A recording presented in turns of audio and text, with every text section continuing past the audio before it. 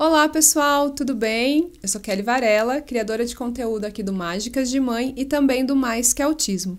Se você está chegando agora aqui no canal, se você ainda não nos conhece, então vou pedir já para que você se inscreva no canal, compartilhe esse vídeo com outras pessoas, dê um like nele para que ele consiga chegar ali em mais gente para assistir. E aí, aproveita, gente, e vai lá e veja os outros vídeos que a gente tem aqui no canal.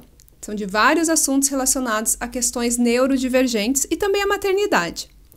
Hoje, a gente vai falar sobre acesso às intervenções, a terapias, de uma maneira não convencional ali, né? Não só quando você recebe o diagnóstico e você pensa, o que eu faço? Mas muitas vezes, eu não tenho acesso da forma que deveria ter ali as terapias. E o que eu vou fazer nesse caso, então? Como que eu vou ajudar meu filho se eu não tenho condições financeiras para fazer isso?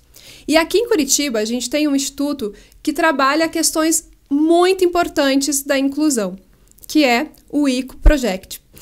Eu acho que é isso, né, Elise? Eu chamei a Elise, que é quem vai explicar pra gente tudo sobre o ICO. Mas antes de a gente começar, Elise, eu quero saber quem é a Elise, qual que é a sua formação aí, como que você foi parar no ICO Project? Então, obrigado, Kelly, primeiramente por me receber, pelo convite, né? Uma alegria estar aqui com você no canal.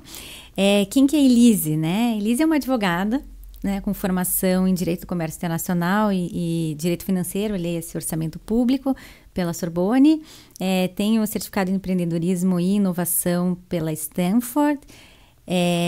Eu penso que minha vida profissional seria linear dentro da advocacia e foi linear dentro da advocacia até chegar ao diagnóstico de autismo do meu filho, o Henrico, que é o ICO, que é realmente o nosso projeto, né? Como toda mãe, os filhos são os projetos, né? E a partir do diagnóstico dele, e daí eu costumo dizer privilégios, porque eu tenho um pai pediatra, focado nos marcos do desenvolvimento infantil, e o melhor amigo neuropediatra, e também tenho que dizer, né, uma mãe que nunca me ensinou a lamentar, mas me ensinou a agir em qualquer circunstância,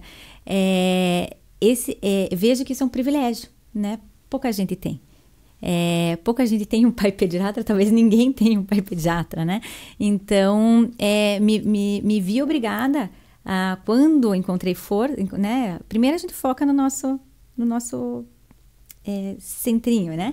E aí quando me vi em outra situação, né, de poder auxiliar outros, comecei a procurar ferramentas. Então a Elise, que continua sendo, claro, advogada, né? Continuo sendo. Minha formação faz parte da comissão da OAB, do Conselho Federal, relacionado ao direito da pessoa autista, mas eu me vi numa situação em que eu poderia usar o conhecimento que eu tinha para ajudar outras pessoas, não na minha área do direito, mas de outra forma, né? Numa parte mais filantrópica, né? Então, eu gosto de dizer que eu sou advogada e filantropa, né? Não sou ativista de causa nenhuma, inclusive, né? Sou uma pessoa querendo devolver para a comunidade aquilo de bom que ela encontrou.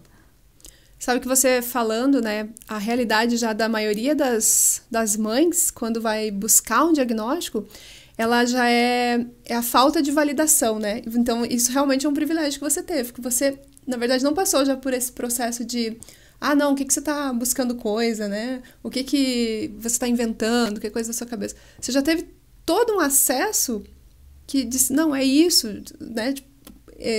Porque a maioria já começa ali, né, Elisa? Se a gente for pensar, até o acesso ao diagnóstico é muito difícil no Brasil, né?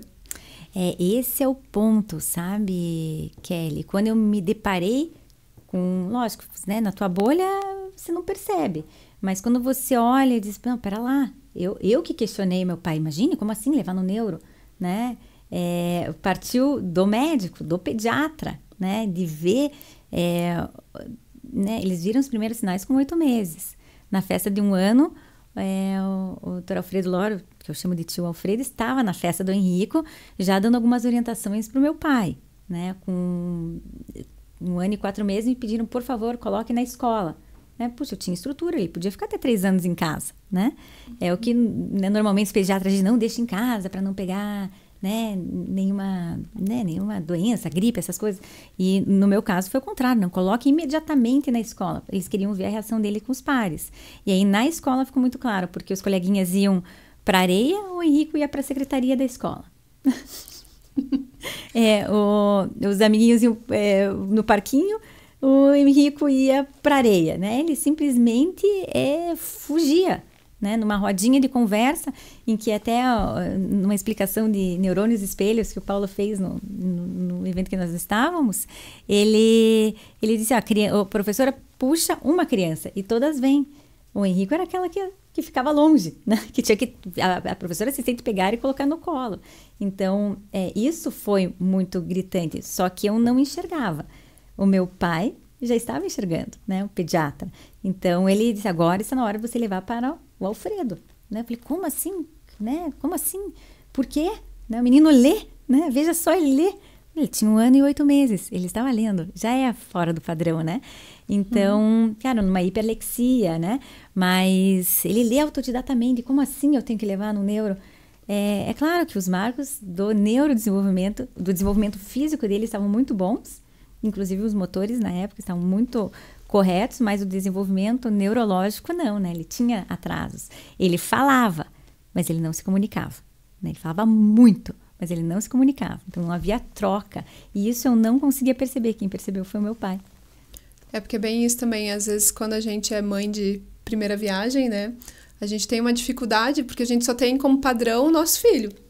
Então, você perceber que algo não está dentro dos marcos de desenvolvimento, porque é bem isso, às vezes está além do que deveria estar. Não é só quando está atrasado, né? Quando está os extremos, você sempre tem que ficar de olho ali, né?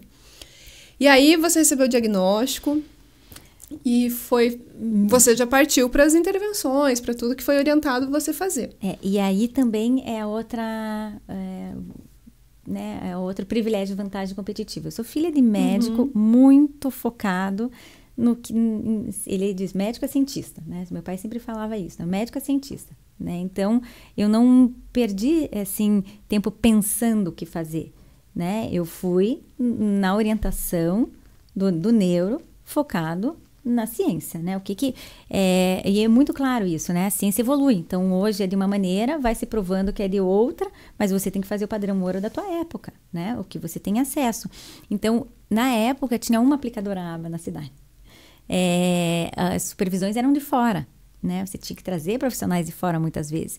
E eu tive sorte de conseguir excelentes profissionais da intervenção precoce do Henrico, uma equipe alinhada, mas é claro, né, de cada polaco de uma colônia a gente ficava correndo, né, o dia inteiro. Eu parei de trabalhar também, é um outro privilégio, né, você poder parar e trabalhar para atender o seu filho e a minha bebezinha na época, né, Estela, hoje já com 10 anos.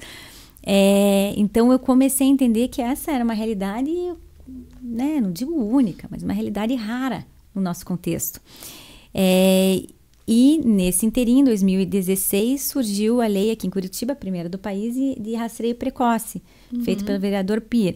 Eu conheci, assim, de saber quem é, porque estudou com a minha irmã, mas eu não tinha contato. E aquilo me incomodou, porque eu pensei, meu Jesus, essas famílias vão ter, né, um rastreio, um risco para autismo, e o que elas vão fazer, né? Se é difícil para a gente que tem o acesso, que tem, né, que consegue buscar alguma coisa, imagine para essas famílias que muitas vezes né, cognitivamente tem alguma dificuldade, né, de entender o que se passa. E aí eu conversei com meu marido e disse, olha, eu queria ajudar uma família, queria pagar uma ação, né, pago os honorários, eu pago o plano de saúde, pagamos os honorários, entramos com uma ação contra esse plano de saúde, para essa família ter algum atendimento. E aí meu marido falou algo chocante, né? Ele falou assim, mas isso é uma caridade tóxica. Você quer um devedor.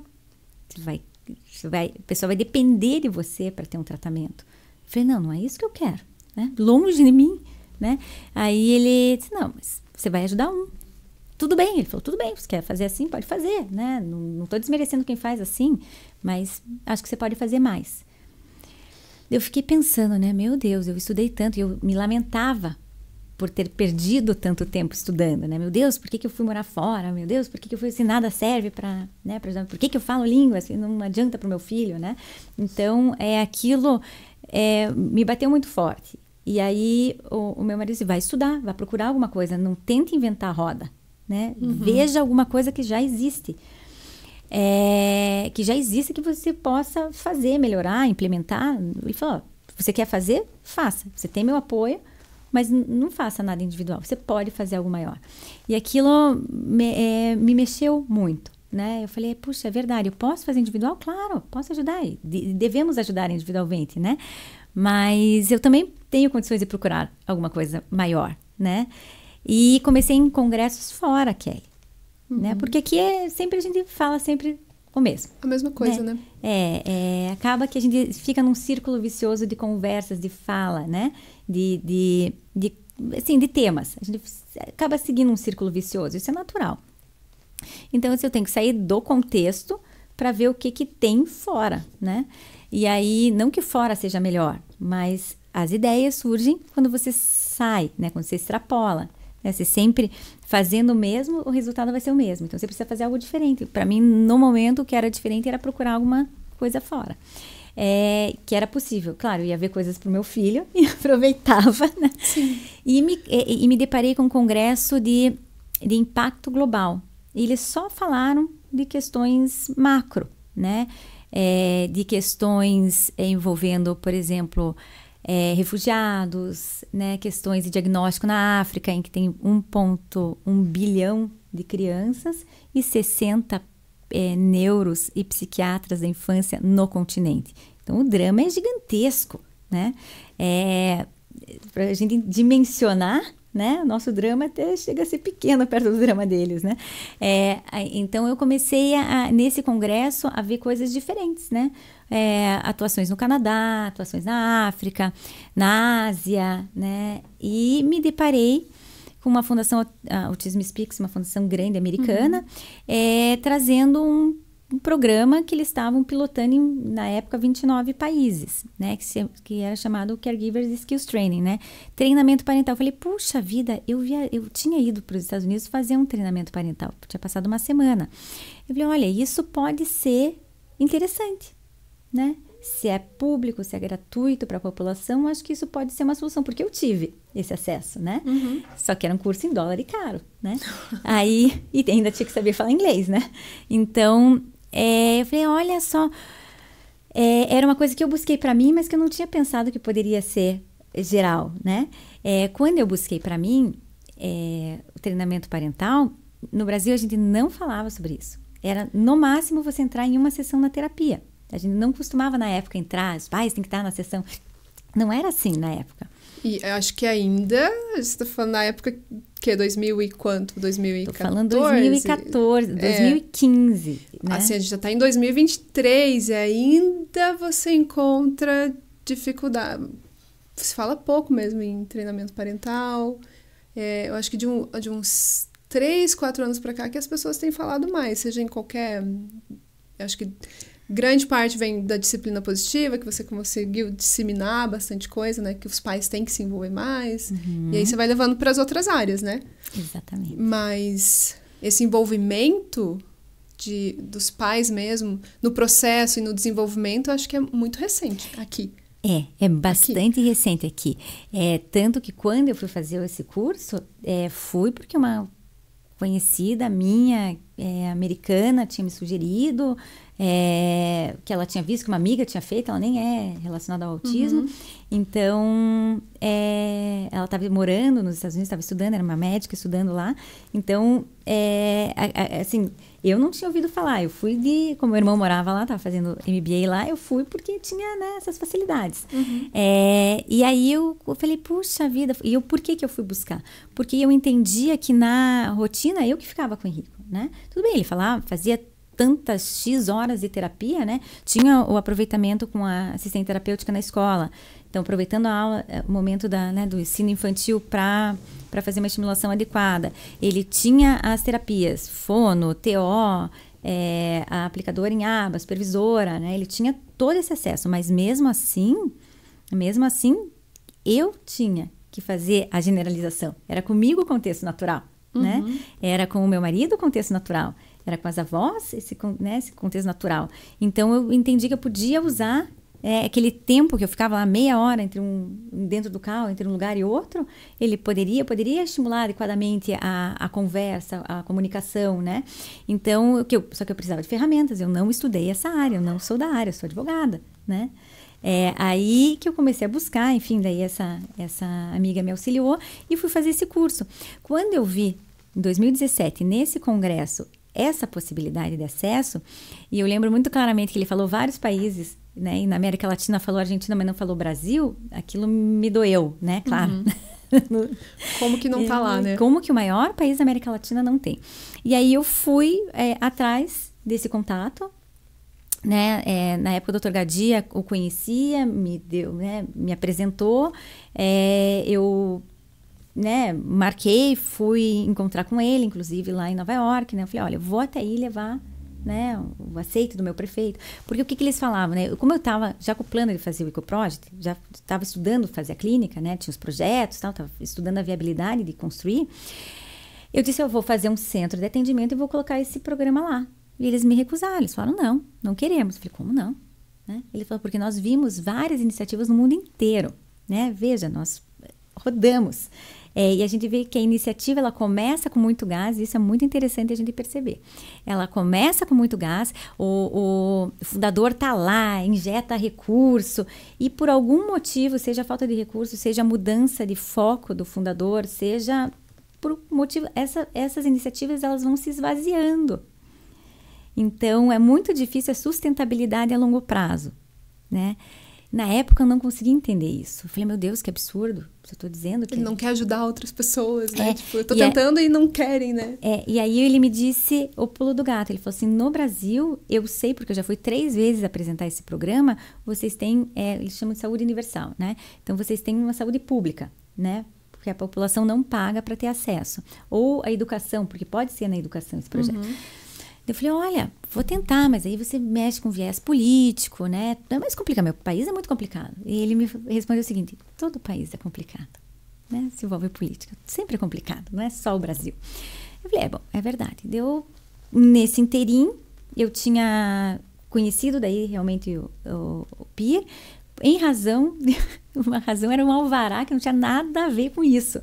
E como ele tinha me ajudado... eu falei, puxa, eu vou levar para ele. É claro, eu conhecia outros, né, vereadores na época, até o Felipe Braga Cortes, que é muito amigo da minha família, né, muito amigo do meu marido, do meu sogro, só que ele era da oposição, então eu fiz o meu trabalho de advogado. Falei, se eu levar para a oposição, não sai. Se eu levar para o líder do governo, que ele na época era líder da prefeitura na Câmara, eu tenho mais chance. E aí eu pensei, começo de mandato, né? Tinha sido eleito em 2016, começo de mandato, dá tempo de implantar, acho que as coisas podem funcionar. Então, eu fui pragmática, eu fui ingênua, porque eu não sabia exatamente a dimensão do programa, mas eu fui com pragmatismo, porque, né, minha formação. Então, eu levei para ele o que eles poderiam ganhar, né? Que ganhos políticos sobre isso. A secretaria que abraçasse a causa, que a gente entendeu melhor naquele momento fosse a saúde, ela iria atender o usuário com melhor, com uma outra ferramenta, e o ganho social de filantropia seria nosso, né? Porque eu me realizaria fazendo isso. Então, a gente conseguiu unir esses pilares. O pilar que eu não contava, e que daí a OMS e a Autism Speaks me falaram depois, é que eu tinha que ter uma pesquisa de validação. Então, eu não tinha entendido a dimensão de tudo isso. Foi uma ingenuidade, mas deu certo. Mas aí, na verdade, mostra como é um projeto bem estruturado, na verdade, né? Porque não é só aplicar. Você tem que ver como que aquilo realmente vai surtir efeito na vida daquela família, na vida daquela pessoa. Que a gente está falando aqui de autismo, mas não é só para autistas, né? É para um público neurodivergente, e com outros transtornos também do neurodesenvolvimento ali, do desenvolvimento, né? Exatamente, Kelly. Então, na época, quando eu fui negociar com a OMS, com a Autism Speaks, tinha uma série de questionários. Uma delas era se o nosso público-alvo seria a partir do diagnóstico, ou se o nosso público-alvo seria a partir de um rastreio de atraso do neurodesenvolvimento. E aí a gente está colocando o TDAH, aí a gente está colocando paralisia cerebral, síndrome de Down, né? Aí a gente está colocando toda a questão... Abre o leque, né? Abrindo o leque. A nossa opção, em razão do contexto brasileiro, né, que existem pesquisas mostrando que o diagnóstico vem para depois dos 4 anos de idade, você perde uma janela de oportunidade. E mais, você perde uma janela, aqui em Curitiba em especial, que essa família poderia ter o rastreio até 2 anos de idade e ficaria o quê? Fazendo o quê? Né? Então, a minha angústia pessoal era trazer alguma ferramenta para essa família enquanto espera um atendimento formal, né, de um terapeuta, que o programa não elimina, claro que não, né? Ele só dá uma ferramenta para essa família ter algum recurso para estimular essa criança nessa janela de oportunidade, no seu dia a dia, não tem nada de especial, né, na rotina do dia a dia, para que ela, né, enquanto aguarda, essa criança tenha um estímulo adequado, não fique perdendo aquela janela de oportunidade, porque esse tempo nunca mais vai voltar, né? E aí a pesquisa, ela vem porque o programa, ele é adaptável culturalmente. Então, a gente tinha que adaptar, né, na nossa cultura, que funciona para o nosso público brasileiro. Ele é eficaz, as famílias aceitam esse tipo de ferramental, né, eles aceitam esse tipo de educação parental. Então, tudo isso a gente tinha que mostrar, viável ou não, né? A gente tinha que fazer uma pesquisa, causava impacto positivo nessa família, causava impacto na melhora de qualidade de vida dessa criança. Outra questão que a gente tinha que averiguar o estresse parental, melhorava ou diminuía? Competência parental, melhorava ou diminuía? Né? Por quê? Porque se fosse inviável, né, a prefeitura poderia até continuar por ser um atendimento ao usuário, mas teria que fazer várias mudanças. Fizemos mudanças, sim, fizemos mudança na forma de ensino para facilitadores, porque é um programa que o especialista ensina especialistas a treinar as famílias, né? Então, nós fizemos várias mudanças. Vamos até falar agora como que é a estrutura desse projeto mesmo, né? Então, ele é voltado... A família vai ser a última que vai receber esse treinamento. Isso. Na verdade, a gente começa lá de cima. Então, eu tenho a pessoa que, digamos, vamos falar assim, um master lá, que vai treinar outra pessoa, que vai treinar os facilitadores, vai treinar um especialista, não sei se é isso, né? E aí vai treinar os facilitadores que não precisam ser necessariamente especialistas em alguma área ali, tipo, eu imagino, psicologia, coisa do gênero, né? Perfeito. E aí eu chego e aplico isso para um grupo de pais que tem um filho com algum diagnóstico, principalmente aqui no caso a gente está falando de autismo, mas não se restringe a isso. E aí esses pais vão colocar no dia a dia isso na sua tarefa diária, tá? Porque às vezes a gente fala, tipo, o pai vai aplicar alguma intervenção em casa e o pai já se assusta, né? Não, mas eu não tenho capacidade para isso. Não é isso, gente. Você não vai ser o terapeuta em tempo integral do seu filho, mas você vai trazer ferramentas para o seu dia a dia ali para que ele se desenvolva, né? Exatamente isso. Então, Kelly, o programa originalmente, né? Então, como a gente pilotou aqui em Curitiba, em cascata piramidal, né? E na topo tem os que a gente chama de Master Trainer, que são os especialistas que foram treinados pela OMS, que praticaram essa metodologia por 1 ano, foram acreditados como Master Trainer pelas entidades, né, pela Autism Speaks, e a partir dali ele pode treinar não especialistas. E é esse o pulo do gato, porque se a gente for ver na base de criação desse programa, né, as linhas terapêuticas, né? Então, assim, o framework, a palavra em inglês é ruim, né? Então, assim, o enquadramento teórico. Nós temos análise do comportamento, intervenção naturalística, desenvolvimentista, parentalidade positiva, né? Então, tudo isso faz parte do componente teórico do programa, né? Todas essas abordagens, porque cada módulo a gente usa, eles construíram, né, dentro de uma teoria, né? De acordo com aquilo que você precisa ensinar.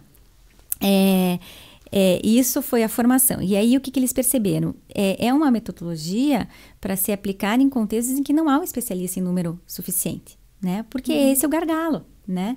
É uma terapia intensiva, muitas vezes vitalícia, né? Intensiva porque ela só vai dar o resultado se ela for feita intensivamente. Né?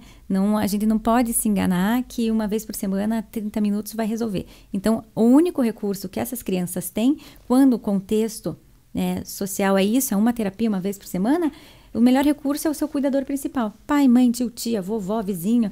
É essa pessoa que vai ter que ter algum ferramental para poder estimular adequadamente, né, essa criança. Porque senão ela não vai ter nenhuma oportunidade de aprendizado. né? E eu até acho que acrescento mais ainda, porque às vezes a gente, como pai, é leigo, ou a pessoa que vai cuidar, porque muitas vezes esse pai e essa mãe vai trabalhar e vai deixar com alguém, né?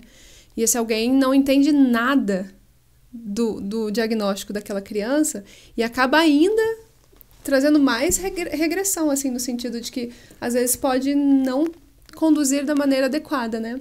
Então, principalmente no autismo, por exemplo, que a gente tem muitas questões que às vezes são confundidas, né, com falta de educação, com aquela criança difícil. Se você pega alguém que não tem o mínimo de conhecimento, vai trazer mais prejuízos, né, se ela não souber conduzir. Então, acho que é fundamental mesmo, assim. Acho que todo mundo que tem um filho com algum diagnóstico devia ter esse conhecimento, sabe? Mesmo que tenha acesso à terapia.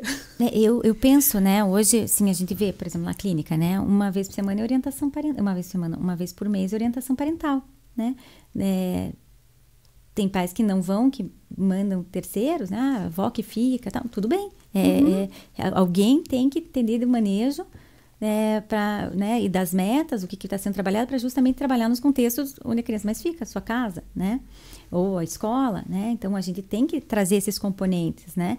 Se a gente pensa num serviço, né, geral, né, público, universal, que a gente já sabe que a intensidade é oposta à abertura de acesso, então, se a gente está falando, vamos dizer, de uma demanda crescente, como estamos hoje, né? Uma demanda crescente, né? Fala-se em 400% em uma década, aumento da incidência, né? Se a gente está com essa demanda crescente, a maior parte dessa demanda vai ser de usuários SUS dependentes, né? Maior parte. Como que você vai numa estrutura de saúde pública que não tem só autismo, que tem N questões de saúde da população, direcionar recurso para uma intensidade para só aquele número de indivíduos. Isso não é possível, não é viável e aí também não é ético, né? Vai direcionar só para uma população e quem tem outro tipo de condição não vai ter acesso porque os recursos estão voltados só para aquela população. Então, a gente tem que entender que quando se trata de saúde pública universal, de amplo acesso, questões de intensidade não vão ser possíveis de serem realizadas, né? E tem tratamentos, né, até o padrão ouro, que seria, né, a análise do comportamento aplicada, mas que a gente tem que entender que hoje existe, eles falam de, a gente tem que olhar como um todo ao longo da vida e que em alguns momentos por exemplo, né, o nível 1 que está um adolescente com ansiedade. Você não vai ensinar habilidade, você vai tratar a ansiedade com cognitivo comportamental. Então, você tem que ter essa maleabilidade. Por isso se fala em práticas baseadas em evidência. Não é uma solução única. Se fosse uma solução única, gente, tá, vamos solucionar. Não é, né? Não é. E é uma heterogeneidade, né? Um espectro de condições, né? Totalmente diferentes, que você precisa individualizar para fazer um tratamento adequado, para haver alguma melhora na qualidade de vida, né? Para potencializar um prognóstico e tudo mais. E você tem que entender que aquele indivíduo vai caminhar na sua faixa etária e no seu desenvolvimento de alguma maneira. E que para cada etapa vai ser necessário utilizar determinadas técnicas. E é por isso prática baseada em evidência, que a ciência está sempre trazendo algo novo, né? E quebrando os seus paradigmas. Então, mas vamos falar hoje né, se estamos no ABA. Que a gente, né, tem muita coisa. Se a gente tá ali, se a gente traz né, a ciência da análise de comportamento aplicada. É uma ciência, a gente sabe que para ela ser eficaz, ela tem que ser replicada daquele modelo, né? E aí, para ser segura. Então, você tem que replicar como a ciência mostra que é segura e eficaz. Se você replica diferentemente disso, não funciona e você pode colocar em risco. Então, a gente tem que entender que o serviço público, em razão da sua necessidade de ampliar acesso, ele precisa de ferramentas talvez diferentes, né? Não estou dizendo que a gente vai excluir uma abordagem terapêutica, não é isso. A gente tem que procurar dentro daquilo que a ciência provou que é eficaz, essas ferramentas para inserir no serviço público, né? Para aumentar e ampliar a base de acesso. Como você amplia a base de acesso? Tendo mais profissionais. É viável? Não, existem limitações legais para contratação, né? Orçamento público, limite, responsabilidade fiscal. Então, com esses limites, né, você não pode encher de profissionais para atender o autismo, né? Então, você tem que pegar e ampliar essa base. Quem são essas bases? Os não especialistas. né, pessoas que tenham atitude, que sejam servidoras, que queiram promover mudança no seu contexto, né, daquele que ele se dispõe a servir, né, e a gente instrui com ferramentas esse profissional, esse servidor. Tá, esse servidor, quando se fala, é servidor público? Então, assim, as pessoas que são facilitadores são os servidores públicos da prefeitura, no caso. Da prefeitura. De Curitiba. Sim. E aí, por exemplo, pode ser a pessoa que trabalha lá no posto de saúde, pode ser um professor da escola, e aí ele tem esse treinamento todo com os especialistas, e aí ele chama um grupo de pais, reúne um grupo de pais, e esses pais vão ter um número de aulas, cada aula com um assunto, pelo que eu vi ali, né? Que vai ter um tópico ali para que seja trabalhado. Então, ali ele vai passar esse treinamento para os pais. Sim, então o que nós vimos, né? Então, a metodologia ela é 9 encontros em grupo, de até 12 famílias, e 3 visitas domiciliares. Por quê? Né? Porque é um programa global geral, feito para muitos, né? Então, necessidades amplas. Mas você consegue individualizar, né? Ainda que minimamente, indo na casa dessa família, vendo aquela necessidade. Olha, que tal desligar a televisão? Olha, ele não para, vamos colocar no cantinho, ensina aquela família dentro da técnica, né, individualizando aqueles módulos que ela já aprendeu, né, aquelas sessões, dentro do contexto dela. Quando o interessante é o seguinte, o que a gente fala quando a gente vai, no meu caso não, né, porque o meu pediatra era meu pai, mas o que a gente ouve, né? Agora ele tá fazendo, aqui em casa ele faz, aqui ele não faz, né? No consultório ele não faz, em casa ele faz. Então, quando você vai no contexto da criança, você consegue ver exatamente, né? Exatamente o comportamento dela, né? E auxiliar aquela família da melhor maneira possível dentro do contexto real dela, né? Então, esse é um pulo do gato do programa, né? Você poder olhar esse contexto. É claro que a gente também sabe que esse é uma das barreiras, né? O profissional se deslocar. Então, a gente fez o piloto, como a OMS mandou, com as visitas domiciliares, indo 2 profissionais na casa. E hoje, que já é um atendimento da prefeitura, a gente fez as adaptações, né? Então, muitas vezes, se é feito num posto, por exemplo, no Senac, que a facilitadora é uma das enfermeiras, né? As famílias levam os seus itens de casa para uma consulta na unidade básica de saúde. É viável fazer a unidade básica de saúde? A prefeitura está estudando, isso já não entra mais na minha alçada. Já estão no segundo grupo, no Senac, estão indo para o Tatuquara, fizeram hoje a formação, essa semana passada terminaram a formação de mais 20 facilitadores. Todos vão fazer grupos? Não, né? Não. Mas eles estão vendo que o CST dá ferramentais para aqueles profissionais que atendem essa parcela da população de alguma maneira, né? Compreender para saber encaminhar melhor essa família. Então, o que a gente está vendo aqui hoje, o CST, o programa, ele ajuda as famílias, né? Que é o objetivo para ajudar, né? O destino principal, que são essas crianças de 2 a 9 anos, mas ela também auxilia um profissional da rede a compreender melhor essa população. Então, nem todos esses 46 vão fazer grupos de pais, mas eles vão ter ferramentais para dar um apoio para essa família, né? E aí, quais são os temas, né? Engajamento, tudo começa com o olhar, né? Você ensinar essa família a buscar o engajamento dentro da sua rotina do dia a dia. Promover a comunicação, o brincar, qual o nível de brincar aquela criança está, né? Para o pai identificar para poder entrar nessa brincadeira, na lida da criança, né? Uma abordagem bem naturalística, né? Porque muitas vezes o pai também, ele nem sabe brincar, né? Sim. Ele não... E ainda mais no autismo, que às vezes o brincar da criança não é o brincar que você está acostumado a ver. Então, você tem que entrar naquele mundo para trazer mesmo a criança para você, né? E aí, a partir daquilo, propor outras possibilidades mesmo para a criança. Exatamente. Né? E qual que também é o outro desafio? Né? Organizar a rotina. Né? Nossa, isso é muito grande. Ensinar habilidades a pequenos passos, né? Então, quero que se vista. Bom, essa criança vai precisar de muitos micropassos até ela conseguir uma independência de vestir-se sozinha, né? Uhum. Então, tudo isso, módulo a módulo, é tratado. Comportamentos disruptivos, né?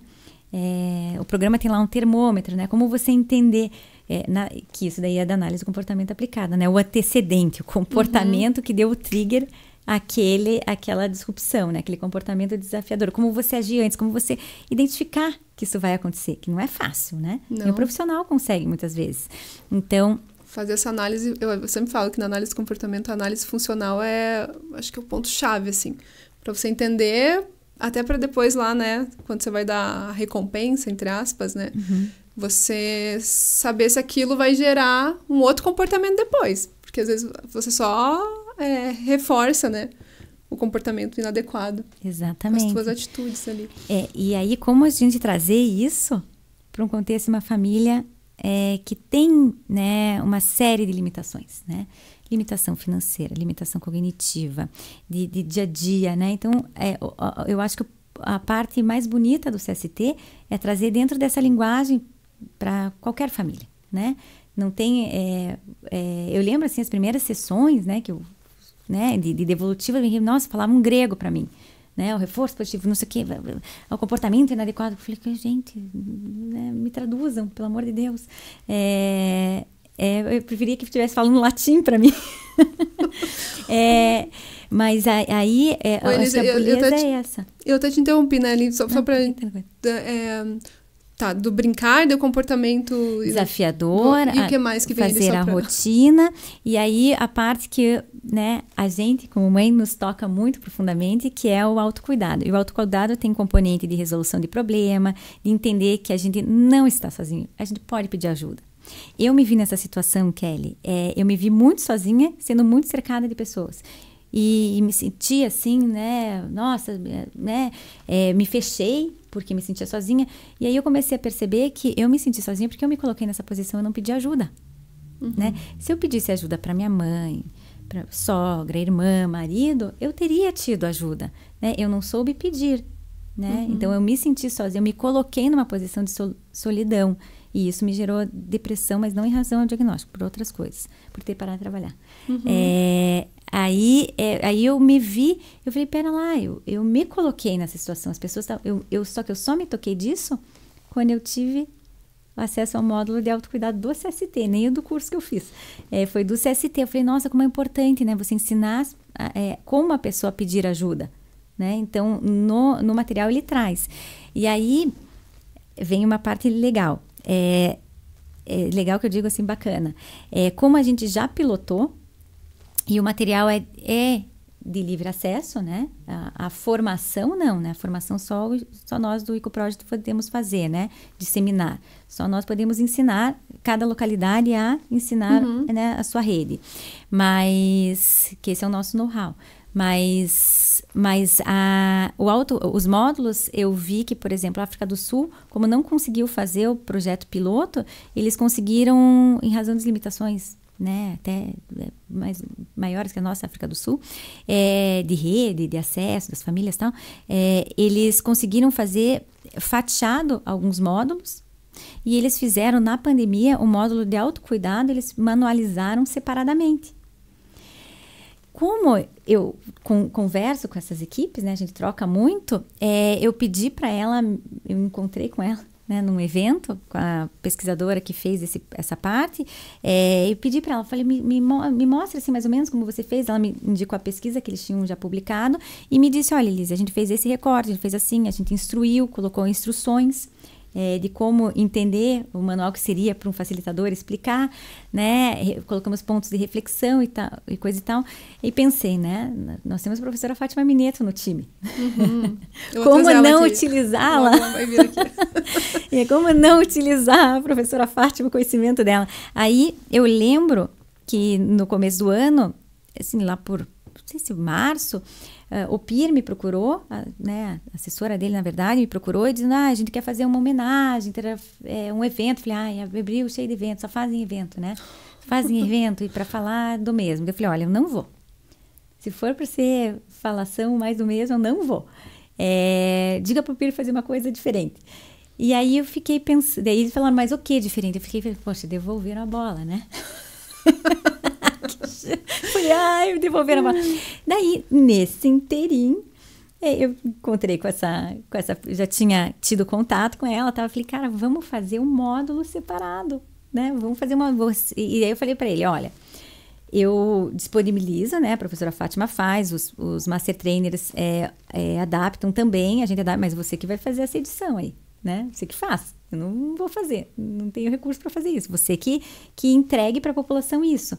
Então, deu certo. Claro que a ideia é fazer um pilotinho só desse módulo, 2, 3 encontros só para tratar desse módulo. Essa é a ideia no futuro, né? Sim. Ver se ele é eficaz só esse módulo, para aquelas famílias que só precisam disso, né?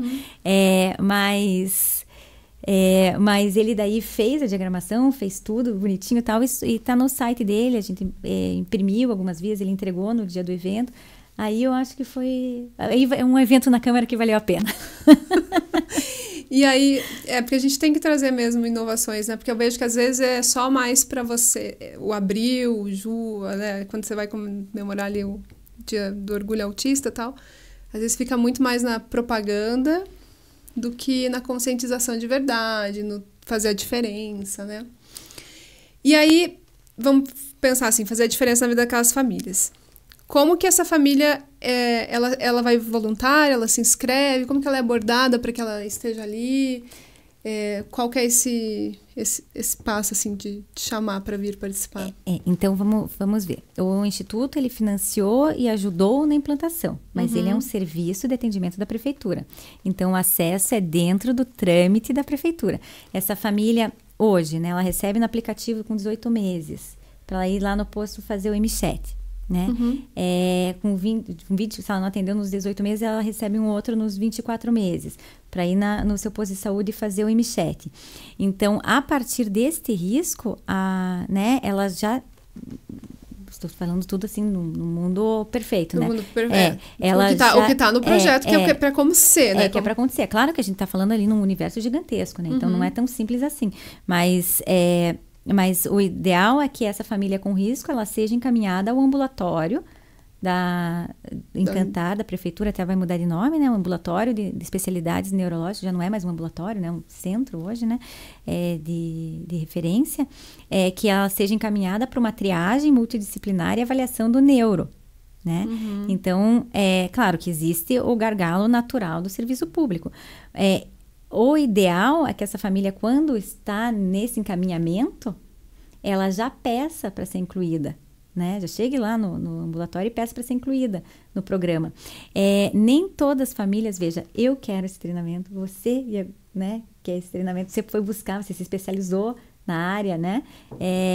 Mas nem todas conseguem, no sentido de dar conta. Às vezes a rotina não permite, às vezes o emocional não permite, mas esse não é um motivo para se retirar um atendimento ao usuário, né? Ele tem que ter essa ferramenta à disposição. Então, é claro que a prefeitura, quando chega, né, vamos fazer o grupo, né, que eles fazem continuamente grupos.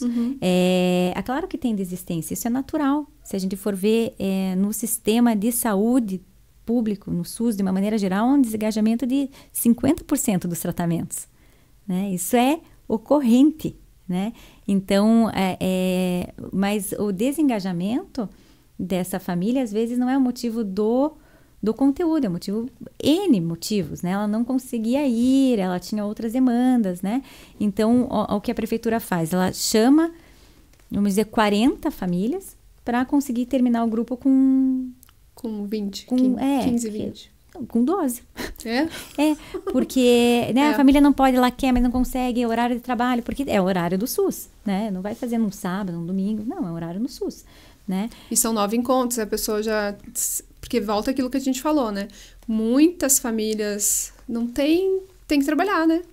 Não tem outra opção. E o empregador, às vezes, não entende que é aquilo que você está dispensando, entre aspas, seu funcionário, para que ele realmente tenha capacidade de cuidar do seu filho e não venha faltar também no trabalho depois e tudo mais, né?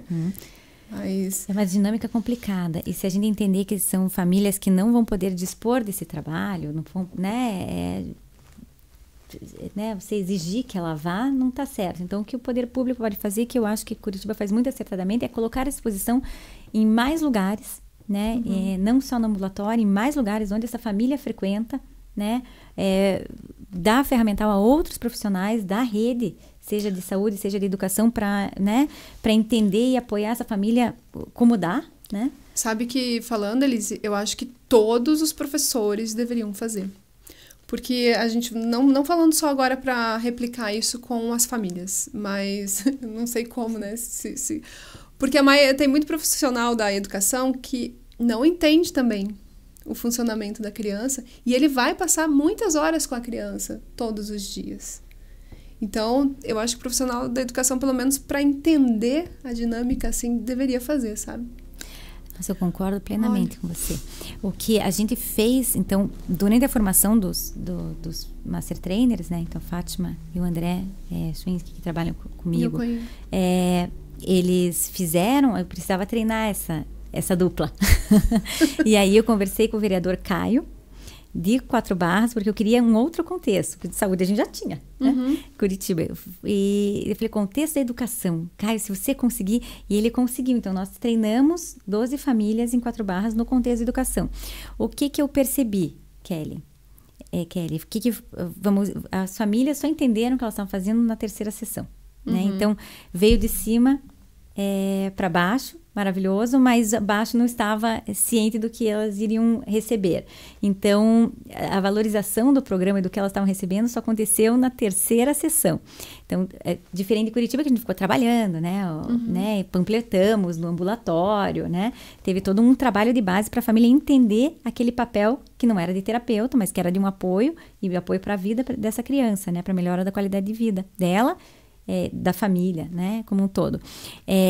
Então, as professoras adoraram, daí elas querem muito ser facilitadoras lá. Essa é uma promessa que eu fiz lá, que vamos fazer, eu só estou me organizando para ver como. Sim. Mas eu acho que no contexto educacional, se a gente estivesse pensando ali nos tutores, né, nos atendentes terapêuticos, que são estudantes, que está ok, porque você precisa atender uma gama enorme. Se a gente for pensar, o RBT, o aplicador, ele nos Estados Unidos é estudante de ensino médio, né? Não é nem universitário. Então, eu acho que se a gente der ferramentais para essas pessoas que apoiam as crianças com autismo dentro da sala de aula, né? Que é um manejo de comportamento, muitas vezes não é pedagógico, é manejo de comportamento. Então, se a gente dá ferramentais de manejo e daí sim potencializar, não fala, então vamos ensinar uma palavra. Dentro dessas técnicas, eu acho que a gente teria um ganho e um salto enorme, né? Enorme para a população. Né? Não é um salto que vai ter um ganho político para amanhã, é um salto para a população de 5 anos, a gente vê realmente uma grande mudança. E foi esse grande salto de paradigma que os Estados Unidos fez, por exemplo. As seguradoras de saúde e as famílias se uniram para fazer uma legislação de uma criança deixada para trás, para colocar no contexto escolar, né? As crianças ficam 6 horas na sala de aula nos Estados Unidos, né? Então, é no contexto escolar para elas terem as estimulações em práticas baseadas com evidência. Então, aquela criança que precisa de uma estimulação mais estruturada, ela tem dentro do contexto da escola. Ela sai da sala de aula, vai para uma sala de apoio, né? Aquela criança realmente não acompanha, ela fica realmente numa sala separada, mas com o objetivo de nivelá-la até ela poder acompanhar na sala regular, né? Então, esse contexto americano, né? Funcionou muito bem. Então, trazendo para o nosso contexto, que não é assim, né? Mas que a criança está na sala regular, com um apoio, mas um apoio que não é treinado, que não não vai funcionar, né? Não, porque assim, a maioria dos profissionais agora que vem buscando também mas a maioria não tem uma especialização para trabalhar com inclusão ou uma análise do comportamento, não tem.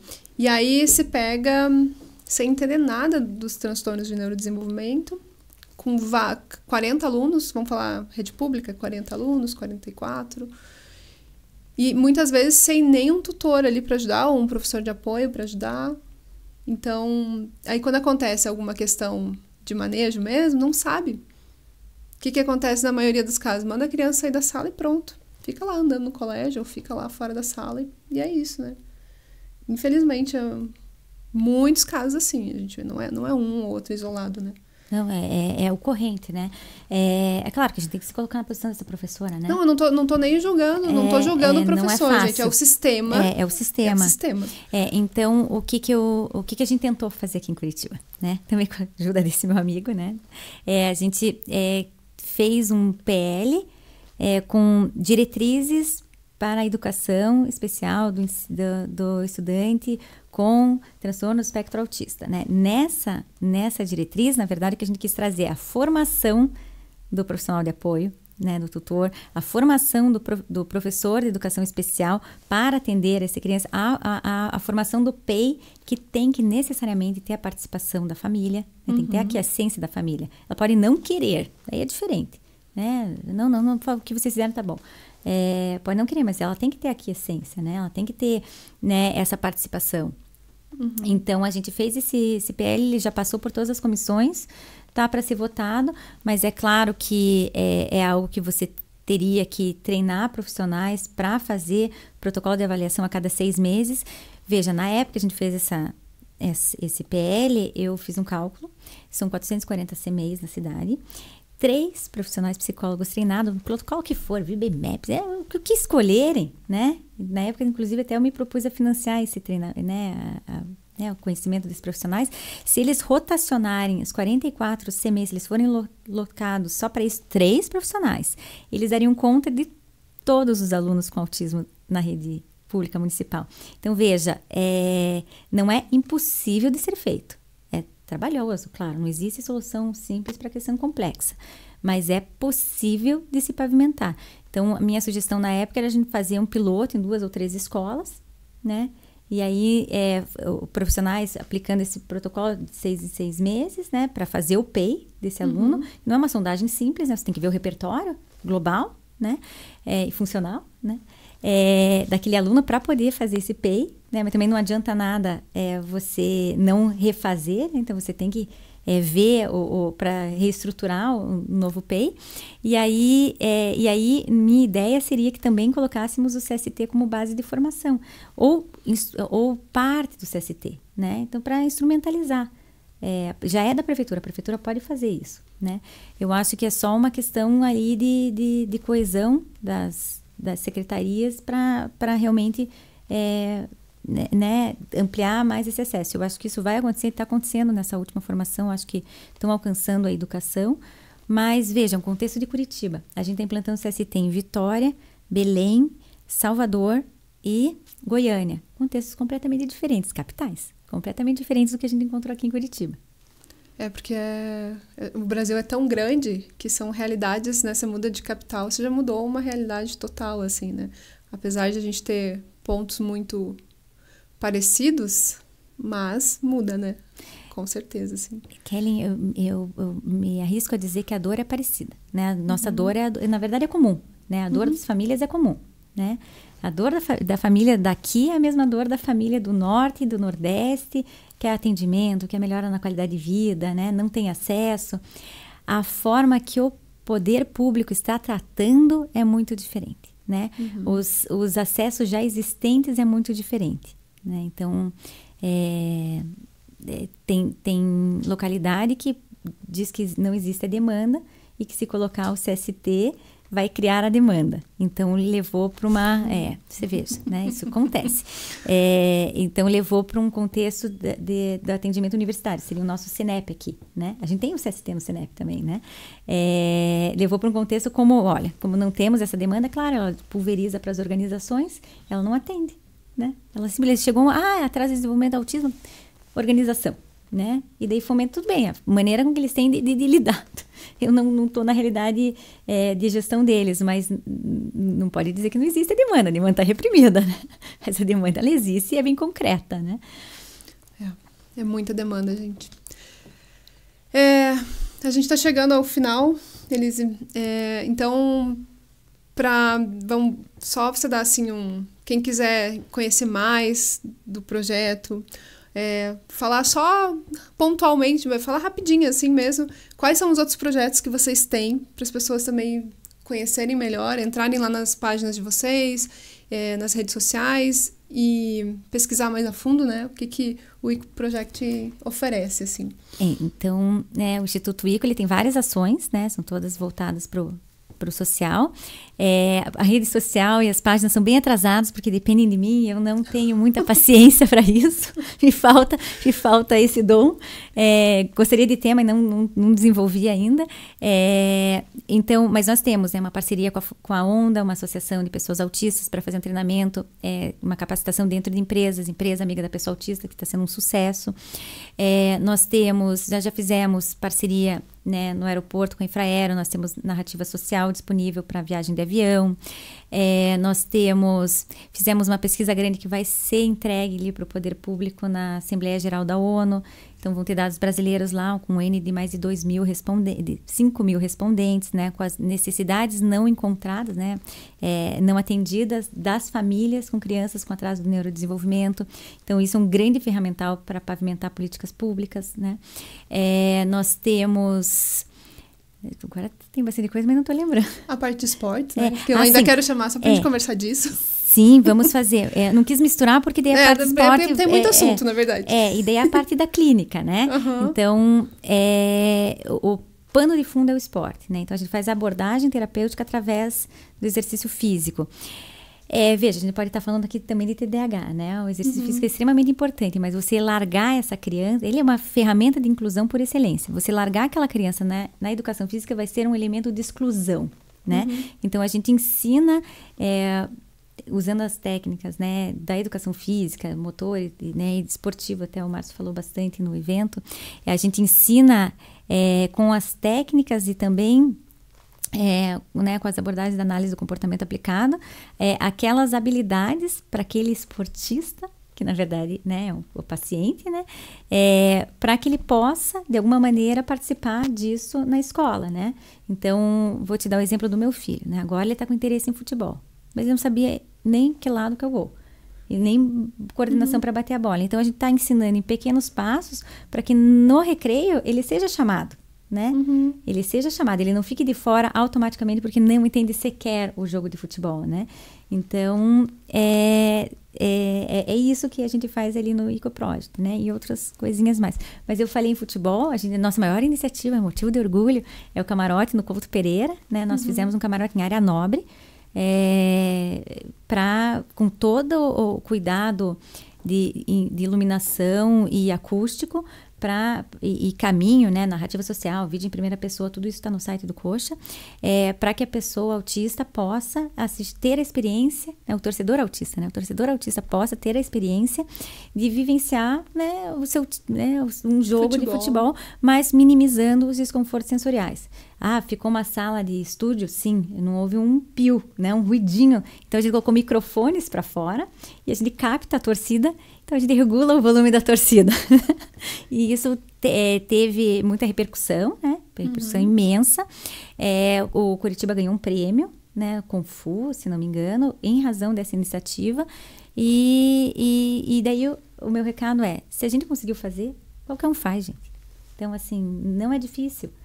Não é que não seja difícil. É complexo, pode ser trabalhoso, mas não é impossível. Então, se tem uma oportunidade de ajudar a comunidade, a coletividade, faça, né? Esse é o recado. Muito bem. Agradecer muito, Elise. Parabéns, assim, pelo seu trabalho, pelas suas iniciativas mesmo. E a gente vê, né, quando você falou ali, os nossos filhos são um projeto, né? Porque a gente realmente começa muitas coisas nessa área do autismo a partir dos filhos, né? Porque eles nos trazem essa... A gente quer ajudar não só eles, a gente quer... Você acaba daí começa a ajudar todo mundo no sentido de dar oportunidades mesmo para as pessoas se desenvolverem, né? Então, muito obrigada mesmo. Eu que agradeço. Muito, muito obrigada pela oportunidade, adorei. Obrigada. E, pessoal, então, acessem as redes sociais da Elise, mesmo que estejam lá, né, que ela não coloque tanta coisa. Tem bastante coisa lá, sim, para vocês verem, tanto do Instituto ICO, que a gente nem falou, quanto do EcoProject.